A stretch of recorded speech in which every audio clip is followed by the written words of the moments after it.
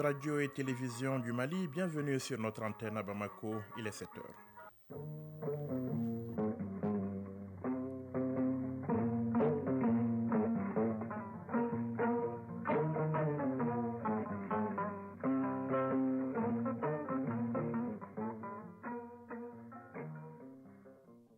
Le journal Yaya Konaté. Dans l'actualité de ce lundi 7 novembre 2022, la communauté scientifique du Mali engage la réflexion sur les systèmes de domination par ascendance dans notre pays, des pratiques à l'origine de vives tensions ces derniers temps. Le Collège des sciences humaines de l'Académie des sciences du Mali veut ainsi contribuer à trouver une solution à ce problème. La formation continue pour les journalistes de la presse privée, les techniques de production sensibles à la cohésion sociale et la responsabilité de la presse dans un contexte de crise était au menu de la formation. Objectif mieux outiller ces hommes de médias pour faire face à leur mission. Dans l'actualité également, la COP27 à Sharm el-Sheikh en Égypte, les dirigeants du monde y défilent aujourd'hui et demain. Quelques 110 chefs d'État ou de gouvernement prendront la parole. Il s'agira notamment de renforcer les engagements climatiques face au réchauffement qui s'emballe et d'apporter un soutien aux pays pauvres. Les États-Unis, J-1 avant les élections de mi-mandat, les Américains sont donc appelés aux urnes demain pour renouveler l'ensemble de la Chambre des représentants et un tiers du Sénat, des élections aussi décisives pour la présidence de Joe Biden que pour l'avenir politique de son prédécesseur Donald Trump. Et puis les sports du foot au menu ce matin avec la deuxième journée du championnat national de Ligue 1 qui s'est poursuivie hier, mais aussi les matchs en vue dès mercredi pour le tour de cadrage de la Coupe CAF. Nous parlerons également foot féminin avec la Ligue des champions d'Afrique. L'actualité des sports, c'est en fin d'édition. Mesdames, Messieurs, bonjour. L'Association des éditeurs de la presse privée du Mali veut outiller ses membres pour un meilleur exercice de la profession dans un contexte de crise. Elle vient d'initier une session de formation sur les techniques de production sensibles à la cohésion sociale et les responsabilités de la presse. Session à l'endroit notamment des directeurs des entreprises de presse et des journalistes de leur rédaction à Matina. La presse écrite malienne joue un rôle prépondérant dans le paysage médiatique national. On dénombre de nos jours plus de 230 publications dans des quotidiens. L'information en temps de doute ou de crise est certes un bien de première nécessité, mais doit être écrit et relayé avec responsabilité. La fêtière, l'association des éditeurs de presse privée, accepte dans l'exécution de son plan d'action, renforce les capacités des porteurs de la plume dans un domaine spécifique, les techniques de production sensibles à la cohésion sociale et les responsabilités de la presse en période de crise. Ousmane Dao, président de l'association des éditeurs de presse privée du Mali. Le secteur revêt une importance capitale à cause de son considérable impact inévitable sur le comportement des populations, sur la vie politique, économique et sociale. La presse consent d'énormes sacrifices pour donner un contenu à la démocratie malienne. Pour ce faire, le renforcement des capacités reste au cœur des préoccupations de notre futur. L'organisation d'une telle session, surtout en ces temps-ci, s'avère comme un devoir patriotique. Maître Harouna Mamadou Touré, ministre de l'économie numérique, de la communication et de la modernisation de l'administration. Cette formation que vous allez donner, qui concerne un thème très bien choisi, donc le Maïkoura que nous cherchons, avec espoir, c'est aussi vous. Et ce serait avec vous, parce que c'est votre métier qui vous oblige à le faire. Vous dépendez par la plume, par le verre, par l'écrit, exactement comme sur le terrain, nos militaires, nos policiers, nos gendarmes, nos gardes, nos douaniers et autres défendent le pays au quotidien.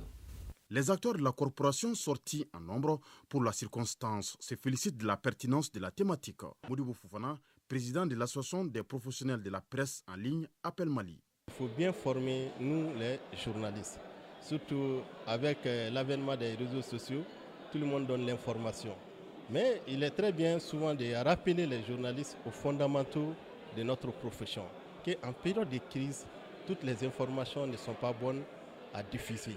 Nous, les journalistes, on doit prioriser tout ce qui est question de la cohésion sociale, tout ce qui est question de la paix, tout ce qui est question du vivre ensemble. Le lancement de cette session de formation donne le ton de l'organisation de plusieurs activités visant à outiller les acteurs à mieux s'acquitter de leur mission, des responsabilités allant dans le sens de la cohésion sociale. 7h05 à Missabougou, un mot de santé dans ce journal avec l'hôpital du Mali qui renforce ses capacités en matière de radiothérapie. Une nouvelle machine de dernière génération est en cours d'installation au niveau de la structure sanitaire. Elle aura une capacité d'accueil de plus de 50 patients par jour. Le ministre de tutelle est allé voir l'avancement des travaux ce week-end. Koumba Sissé, reportage. L'accélérateur linéaire est un dispositif qui permet de traiter les personnes atteintes du cancer. Cet appareil de dernière génération est en cours d'installation à l'hôpital du Mali. Le ministre de la Santé et du Développement social est venu s'enquérir du niveau d'évolution de l'installation de la nouvelle machine. Djeminatou Sankare, ministre de la Santé et du Développement social. C'est un processus qui prend du temps parce qu'il a fallu attendre que ceux qui avaient le rendez-vous passent, que tous les malades qui avaient un rendez-vous fassent leur radiothérapie avec l'ancien appareil. Désinstaller l'ancien appareil, cela prend du temps. Maintenant, procéder à des travaux avant que le nouvel appareil ne soit installé, il fallait faire des installations. Ces installations aussi doivent obéir à des normes. Donc, ce que j'ai constaté est vraiment satisfaisant. Et très bientôt, Inch'Allah, l'accélérateur linéaire sera disponible.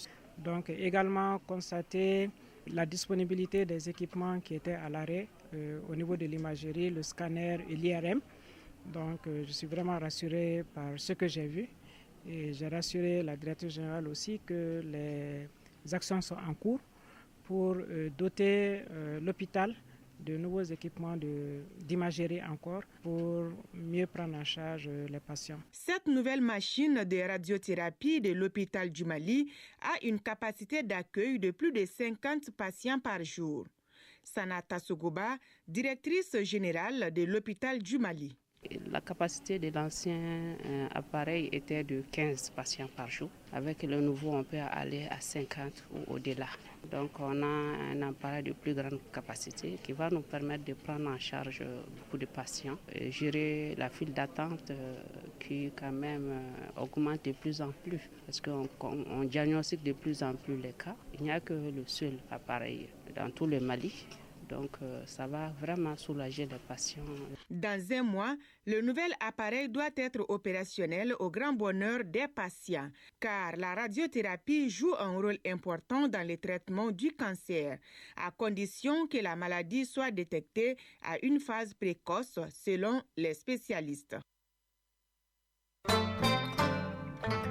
7h08 dans la région de Caille, l'esclavage par ascendance, vous en avez sans doute entendu parler, pratiqué encore dans certaines parties de notre pays. Le phénomène fait partie des systèmes de domination par ascendance au Mali. Le Collège des sciences humaines de l'Académie des sciences du Mali vient d'initier une réflexion sur la question. Le reportage de Aliou Abdoulaye Touré.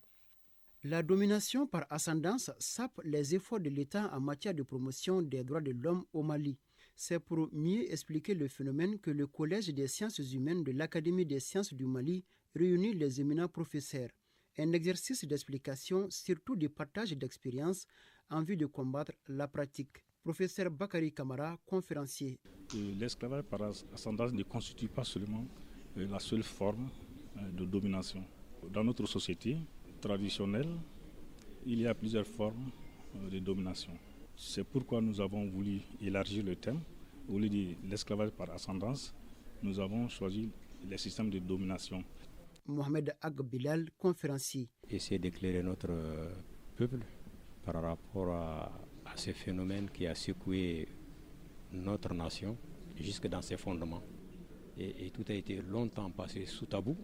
Or, c'est des questions sociales, c'est des questions à la fois économiques, c'est des questions à la fois politiques. Et c'est des questions aussi qui rentrent dans la géostratégie. Cette rencontre est marquée par la présentation des résultats de recherche menés dans certaines localités du Mali sur les systèmes de domination par ascendance. Dr Bourima Touré, conférencier. Il s'agit de donner un peu les résultats de nos recherches récentes au niveau de la région du Delta, qui commence de la région de Ségou, un peu jusqu'à Tonka, Yuwaru, de voir un peu au niveau du Delta, ce que certains appellent comme le centre, comment était l'origine de la pratique de l'esclavage, comment était l'ampleur, comment ça a évolué et quelle est la dynamique actuelle présentement. Dans sa stratégie de lutte contre le phénomène de domination par ascendance, le Collège des sciences humaines a procédé à la formation des parajuristes, des magistrats, campagne de sensibilisation et d'information de la population. 7h10, l'actualité hors de nos frontières à présent. Les dirigeants politiques du monde entier défilent à partir de ce lundi à la COP27 sous pression pour renforcer leur engagement climatique face à un réchauffement qui s'emballe et apporter un soutien financier aux pays pauvres qui en souffrent le plus. Quelques 110 chefs d'État et de gouvernement doivent s'exprimer aujourd'hui et demain devant les délégués réunis à Sharm el-Sheikh pour la 27e conférence mondiale sur le climat de l'ONU. Des interventions sur fond de crises multiples et liées qui secouent le monde, guerre en Ukraine, inflation galopante et menaces de récession, crise énergétique avec relance ou soutien aux énergies fossiles ou alimentaires alors que la population mondiale va franchir la barre des 8 milliards.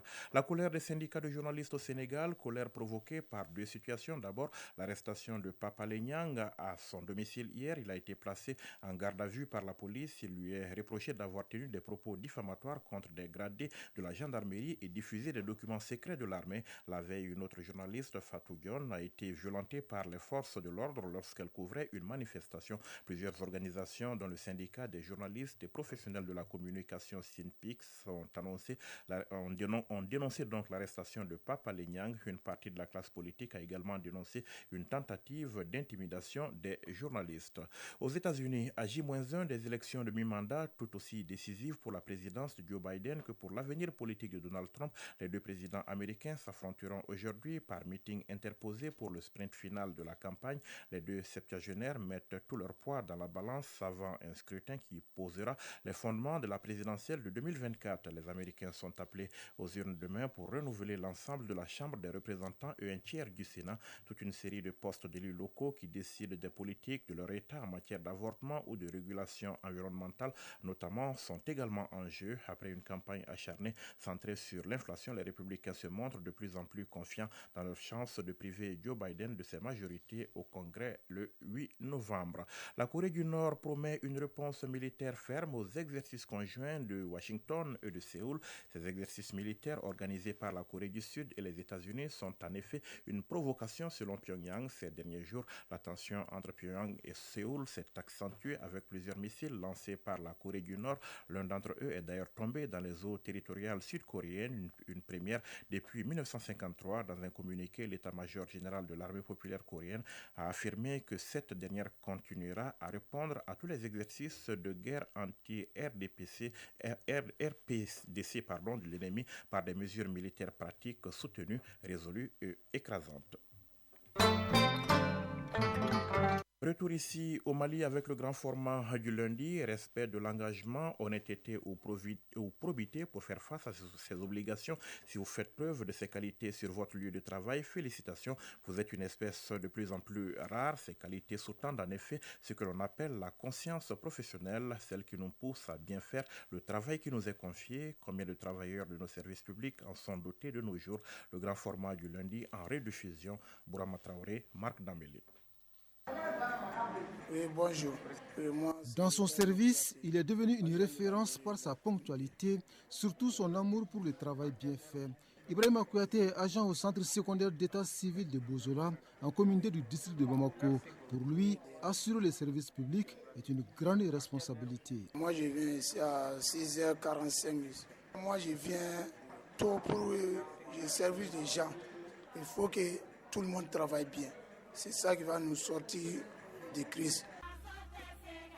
Cet agent pour qui le travail bien fait n'est jamais perdu a tout simplement une conscience professionnelle, une valeur qui reflète l'engagement d'un travailleur à s'acquitter régulièrement et correctement de ses obligations, comme nous l'explique le sociologue Ali Tunkara. On entend par conscience professionnelle d'accomplir de façon satisfaisante les tâches qui nous sont confiées dans l'exercice d'un métier ou d'une fonction. Donc la conscience professionnelle, effectivement, elle fait allusion à cette assiduité, et surtout de ne pas oublier de quoi sommes-nous appelés à assurer comme responsabilité. Quand la conscience professionnelle devient la règle seulement pendant la quête d'emploi ou le temps d'être régularisé, malheureusement, ce comportement est observé par certains travailleurs au niveau des services publics et privés, comme l'a constaté le magistrat Oumar Senou, spécialiste des questions d'éthique. L'effritement de la valeur travail, c'est-à-dire que celui qui travaille dans le service est même souvent indexé à tort. Si la conscience professionnelle se manifeste par le travail bien fait, le contraire peut porter un coup dur au bon fonctionnement d'un service. L'autre facteur négatif et non le moindre, c'est l'absentéisme. Quand on met bout à bout, on évalue l'ensemble des absences dans nos administrations publiques et privées, c'est des manques à gagner importants. Je prends le cas par exemple du Bénin pour lequel une étude vient d'être faite. L'absentéisme a représenté à peu près pour une seule année 10 000 pertes d'emplois. Rien que l'absentéisme. Vous voyez comment est-ce que cela a une incidence sur le travail? Faut-il décrire la conscience professionnelle seulement par la régularité au service? La réponse est certainement non. Pour le magistrat Oumar Senou, rien n'est plus gênant que la présence d'un agent qui ne travaille pas. Ce n'est pas uniquement une approche présentielle, c'est-à-dire le fait d'être présent au travail. On peut être présent et ne pas travailler. C'est une forme d'inconscience où on passe le temps pour ailleurs, qu'est-ce qui se passait au grain, on passe tout le temps et alors qu'il y a des missions de service à accomplir. Sur la question, la position de la religion musulmane est sans ambiguïté. Le travail bien fait est plus qu'une responsabilité, comme nous l'explique Ousmane Diarra, spécialiste en droit islamique. Le prophète, paix et salut sur lui, nous enseigne que celui qui nous trahit, qui ne s'acquitte pas de ses responsabilités correctement, il est considéré comme il a trahi la communauté. Donc, en tant que musulmans, quand on s'engage pour un travail, nous devons respecter les clauses de ce travail pour que ce qu'on gagne comme salaire soit licite pour nous. Donc, le musulman, il doit être digne de confiance. Dans un service où le mérite n'est pas reconnu, l'inconscience professionnelle aura un terrain fertile sur lequel va pousser le favoritisme, selon le magistrat spécialiste des questions d'éthique. Quand on parle de favoritisme dans le recrutement, ça c'est un niveau élevé d'inconscience professionnelle. Parce que vous appartenez à X, ou bien vous avez telle situation, on fait passer votre enfant. Ça, c'est une forme d'inconscience professionnelle. Et au niveau du recrutement, on le sent, mais l'incidence va se faire sentir tout au long de l'activité de celui que vous avez recruté dans ce sens. L'autre facteur explicatif de l'inconscience professionnelle, c'est la recherche du gain facile, de quoi contribuer à fouler aux pieds les valeurs clés de la société. Il faut nécessairement que l'on retourne à nos fondamentaux. Nos fondamentaux, c'est quoi? C'est essayer de faire en sorte que tout ce qui faisait de l'homme sa vraie valeur puisse renaître. Valeur de dignité, valeur de probité, valeur d'honnêteté, valeur de courage, valeur d'efficacité et d'efficience. Ça, ce sont des valeurs que nous connaissons, mais aujourd'hui, c'est en perte de vitesse. Tout ça, c'est parce que c'est le gain facile. On veut s'enrichir vite et sans travailler. Ali Tunkara est sociologue.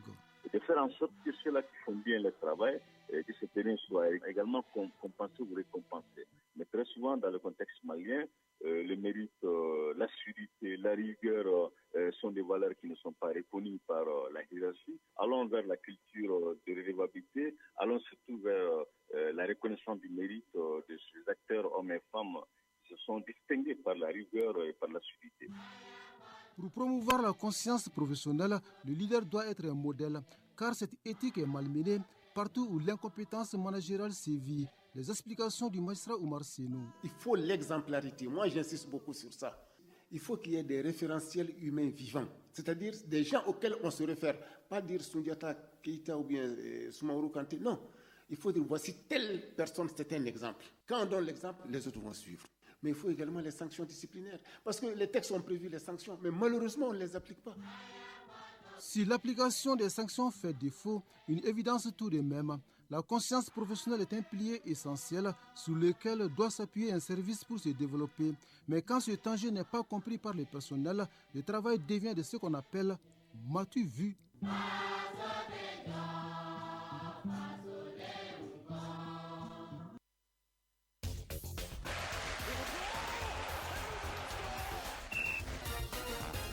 Il est 7h19 à Bamako, c'est l'heure du sport avec Fotigui Tunkara, fidèle au poste. Bonjour Fotigui. Bonjour Ya Konaté, bonjour à tous. Une page sportive consacrée essentiellement au foot ce matin, a commencé par le championnat national de Ligue 1. La deuxième journée s'est poursuivie hier. Oui, avec une deuxième journée marquée par la défaite du Stade Malien de Bamako. Hier au stade Omnisport Modibo Keïta, les Blancs de Bamako ont perdu 1-0 devant Lasco. But inscrit à la 14e minute de jeu par Massa Diaré à la réception d'un centre. Il n'a laissé aucune chance au portier du stade Ngolo Traoré, les transfuges du FC Bingan avec 2 défaites de suite pour commencer le championnat. La saison 2022-2023 est très mal embarquée pour le stade malien de Bamako.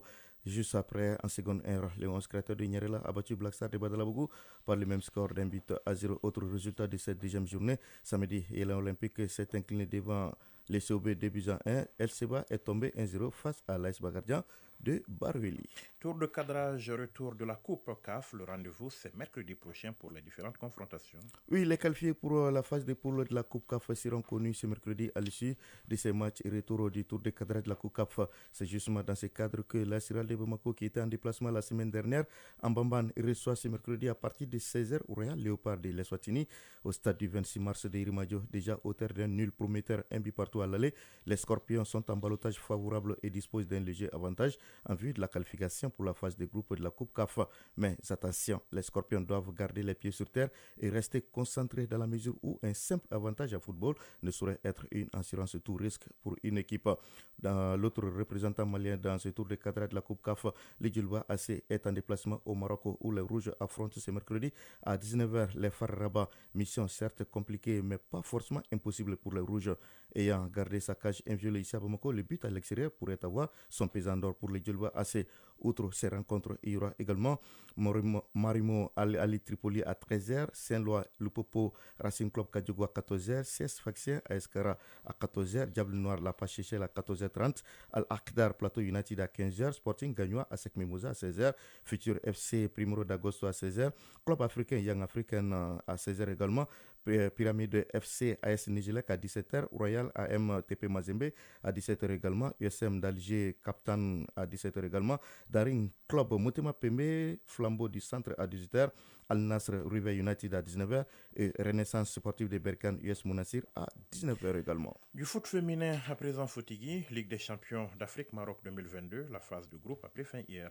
Oui, notamment avec la 3e et dernière journée du groupe B marquée par la large victoire des Sud-Africains de Mamelodi Sundowns sans pitié des Congolaises du TP Mazembe, dévastées 4-0. Dans l'autre rencontre du groupe joué simultanément, les Nigérians de Bayelsa ont dicté leur loi aux Égyptiens de Wadi des Glaces balayés 3-0. Du coup, Mamelodi et Bayelsa qui terminent en tête avec respectivement 9 et 6 points se qualifient pour les demi-finales où ils rencontreront les 2 premiers clubs du groupe A. Il s'agit de Far Rabat et Simba qui comptent respectivement 9 et 6 points chacun.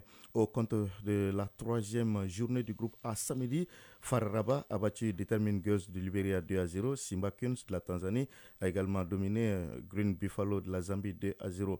En demi-finale, on aura Far Bayelsa et Mamelodi Simba. Merci Foutigui pour toutes ces précisions sportives. Le rappel du sommaire de ce journal dans un instant.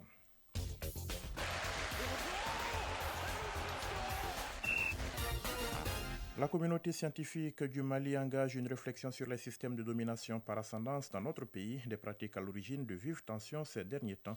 Le Collège des sciences humaines de l'Académie des sciences du Mali veut ainsi contribuer à trouver une solution à cette question. La formation continue pour les journalistes de la presse privée, les techniques de production sensibles à la cohésion sociale et à la responsabilité de la presse dans un contexte de crise était au menu de la formation. Objectif, mieux outiller ces hommes de médias pour faire face à leur mission. Dans l'actualité également, la COP 27 à Sharm el-Sheikh en Égypte. Les dirigeants du monde y défilent aujourd'hui. Demain, quelques 110 chefs d'État ou de gouvernement prendront la parole. Il s'agira notamment de renforcer les engagements climatiques face au réchauffement qui s'emballe et d'apporter un soutien aux pays pauvres. Les États-Unis, J-1 avant les élections de mi-mandat. Les Américains sont appelés aux urnes demain pour renouveler l'ensemble de la Chambre des représentants et un tiers du Sénat. Des élections aussi décisives pour la présidence de Joe Biden que pour l'avenir politique de son prédécesseur Donald Trump.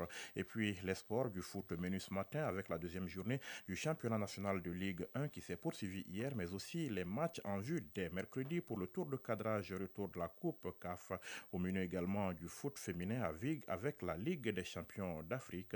Une page des sports qui portait donc la griffe de Foutigui et Tunkara. Il est 7h passées de 24 minutes à Bamako. C'est la fin de ce journal. Réalisation, coordination Ousmane Dao, mise en onde Mokhtar Touré, présentation Yaya Konaté et mise en ligne Tamsir Diabaté. Après les avis de communiqués, Fatim Damele après donc les infos météo, les infos sur le temps, donc Fatim Damele pour les avis de communiqués. Bon début de semaine à tous, excellente journée de travail. Au revoir.